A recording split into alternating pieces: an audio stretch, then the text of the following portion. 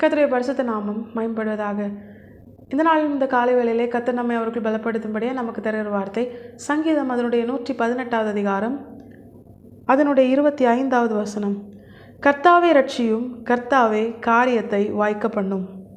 கர்த்தருடைய பரிசுத்த நாமம் மகிமைப்படுவதாக. இந்த வசனத்தை கொண்டுதான் தேவஜனங்களாகி நம்மை இன்று அவர்கள் பலப்படுத்துகிறார். பிள்ளைகளாகி நாம் ஒரு காரியத்தை தெளிவாய் அறிந்திருக்க வேண்டும். அதுதான், நம்முடைய தேவன் சர்வ வல்லமை உள்ளவர். அவரால் செய்யக்கூடாத அதிசயமான காரியம் ஒன்றுமே இல்லை.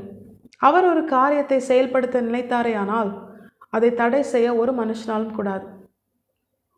அவர் ஒரு காரியத்தை நிர்ணயித்தால் அதை தடுக்க ஒரு வல்லமையாலும் கூடாது. அவருடைய கரத்தை தடுத்து என்ன செய்கிறீர் என்று கேட்கிற வல்லமை இந்த உலகத்தில் கிடையாது.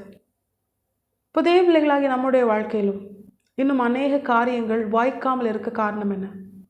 ரட்சிக்கப்பட்டோம், ஞானஸ்நானம் பெற்றோம், அபிஷேகம் பெற்றோம். ஆனாலும் நம்முடைய வாழ்க்கையில் இன்னும் அநேக காரியங்கள் வாய்க்கப்படாமல் இருக்கிறதற்கான காரணம் என்ன? எல்லாவற்றுக்கான பதிலையும் வேதம் நமக்கு தெளிவாய் காண்பித்து தருகிறது. அதுதான் தேவன் தம்முடைய தாசனை கொண்டு நமக்கு எழுதி கொடுத்திருக்கிறார். இந்த வசனம் தெளிவாய் சொல்லுகிறது, கர்த்தாவை ரட்சியும், கர்த்தாவை காரியத்தை வாய்க்க பண்ணும். தாவீதினுடைய வாழ்க்கையில் பார்த்தீங்கன்னா எல்லா காரியத்தையும் கர்த்தர் அவருக்கு கொடுத்த எல்லா வாக்குத்தத்தத்தையும் கர்த்தரை நிறைவேற்றி முடித்தார். ஏன்னா அது தாவீதினுடைய பலத்தால் முடியாது. இப்போ தாவீதுக்கு கர்த்தர் கொடுத்த எல்லா வாக்குத்தத்தமும் தாவீதினுடைய பலத்தை வைத்து செயல்படுத்த முடியுமா, நிறைவேற்ற முடியுமா அப்படின்னு கேட்டால் நிச்சயமாக முடியாது. ஆடுகளுக்கு பின்பாக போய்கொண்டிருந்த தாவீதை ராஜரீக அபிஷேகத்தை அவன் மேல் வைத்து இஸ்ரவேலின் அடுத்த ராஜாவாய் தேவன் அவனை தெரிந்து கொண்ட அந்த காரியத்தை தாவீதால் தன்னுடைய சுய பலத்தால் நிறைவேற்ற முடியாது. இப்போ கர்த்தரால் கொடுக்கப்பட்ட வாக்குத்தத்தத்தை கர்த்தருடைய கரம்தான் செய்து முடிக்கும். இப்போ நம்முடைய வாழ்க்கையிலும் நாம் உணர்ந்து கொள்ள வேண்டிய பிரதானமான காரியம், பிள்ளைகளாகி நம்முடைய வாழ்க்கையில் இன்று அநேக காரியங்கள் வாய்க்காமல் நடக்காமல் இருக்க காரணம் என்ன தெரியுமா? அது நம்முடைய பலத்தால் முடியாது. அந்த காரியத்தை குறித்த வாக்குத்தத்தங்கள் எல்லாமே நம்முடைய தேவன் தந்தது. பரலோகத்திலிருந்து அவர் நமக்கு கொடுத்த வார்த்தைகள். அந்த வார்த்தைகளை நம்முடைய வாழ்க்கையில் நிறைவேற்ற கர்த்தரால் மட்டுமே கூடும், அவருடைய கரத்தினால் மட்டுமே கூடும். இப்போ நம்முடைய வாழ்க்கையில் தேவனால் கொடுக்கப்பட்ட வாக்குத்தத்தத்தை அதை செயல்படுத்த நாம் முயற்சிக்கக்கூடாது. தந்த தேவனே அதை நிறைவேற்றி தரும்படியாய் நாம் காத்திருக்க வேண்டும். காத்திருந்தால் மட்டும் போதாது. இன்று அநேகர் தேவனால் கொடுக்கப்பட்ட வாக்குத்தத்தத்தை பெற்றுக்கொள்ள காத்திருக்கிறாங்க. ஆனால் வேதம் சொல்லுகிறது, காத்திருந்தால் மட்டும் போதாது. தேவன் நம்மிடத்தில் எதிர்பார்ப்பது என்ன தெரியுமா? பிள்ளைகளாகி நாம் ஒவ்வொரு நாளும் ரட்சிக்கப்படணும். ரட்சிப்பு என்பது ஒரு நாள் அனுபவம் அல்ல. ஒவ்வொரு நாளும் பிள்ளைகளாகி நாம் நம்முடைய வாழ்க்கையில் ரட்சிப்பின் அனுபவத்தை ருசிக்கிறவர்களாக இருக்கணும். ரட்சிப்பு என்பது எதை உணர்த்துகிறது? மீட்கப்படுகிற அனுபவம்.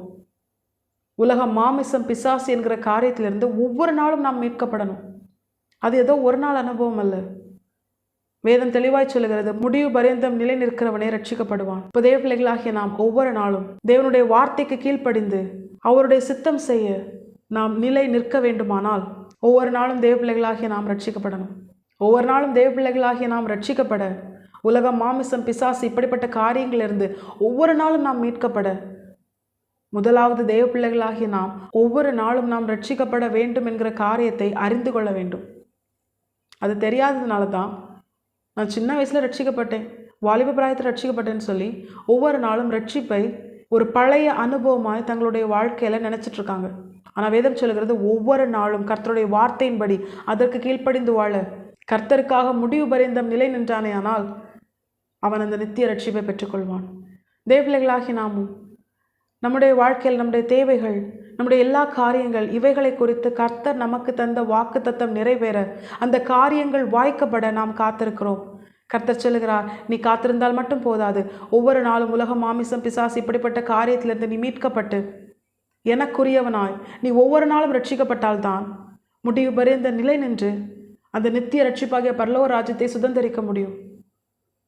அப்படி பரலோக ராஜ்யத்தை சுதந்திரிக்கிறவனாய் நீ உன்னுடைய வாழ்க்கையில் ரட்சிப்பின் அனுபவத்தை ஒவ்வொரு நாளும் பெற்றுக்கொள்கிறவனாய் இருந்தால் மட்டுமே நான் உனக்கு தந்த எல்லா வாக்குத்தத்தங்களையும், உன்னுடைய வாழ்க்கையில் உள்ள எல்லா காரியங்களும் வாய்க்கும்படியாய் அதை என்னுடைய ஏற்ற காலத்திலே நான் உனக்கு தந்த வாக்குத்தத்தத்தை நிறைவேற்றி உன்னை உயர்த்தி நான் மகிமைப்படுவேன் ஆண்டவர் சொல்கிறார். இப்போ பிள்ளைகளாகிய நாம் ஒவ்வொரு நாளும் ரட்சிப்பின் அனுபவத்தை பெற்றுக்கொள்ள, கர்த்தருடைய வார்த்தைக்கு கீழ்ப்படிந்து வாழ நாம் நம்மை முழுமையாக கர்த்தருடைய பாதத்திலே அர்ப்பணிப்போம். பரிசுத்த ஆவியானவர் மணவாளுக்கு ஏற்ற மணவாட்டியாய் நம்மை உருவாக்கி சகல சத்தியத்திற்குள் நடத்தி தேவன் நமக்கு நியமித்த பாதையிலே பொறுமையோடு ஓடச் செய்து முடிவிலே அந்த நித்திய ஜீவனை சுதந்திரிக்கும்படியாய் தேவன் நமக்கு கிருபை செய்வது அதிக நிச்சயம்.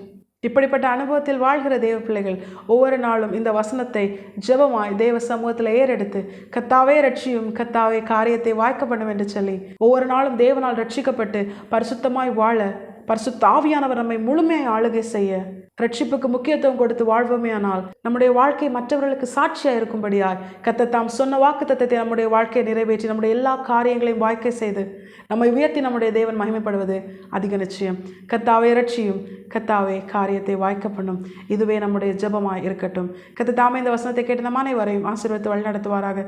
கர்த்தருடைய பரிசுத்த நாமம் மட்டுமே மகிமைப்படுவதாக. மாராநாதா இயேசு வருகிறார். ஆயத்தமாவும் பிறரை ஆயத்தப்படுத்துவோம். ஆமென். பலன் ஒன்றுமில்லை என்று நான் அறிவேன், அவர் பலனின்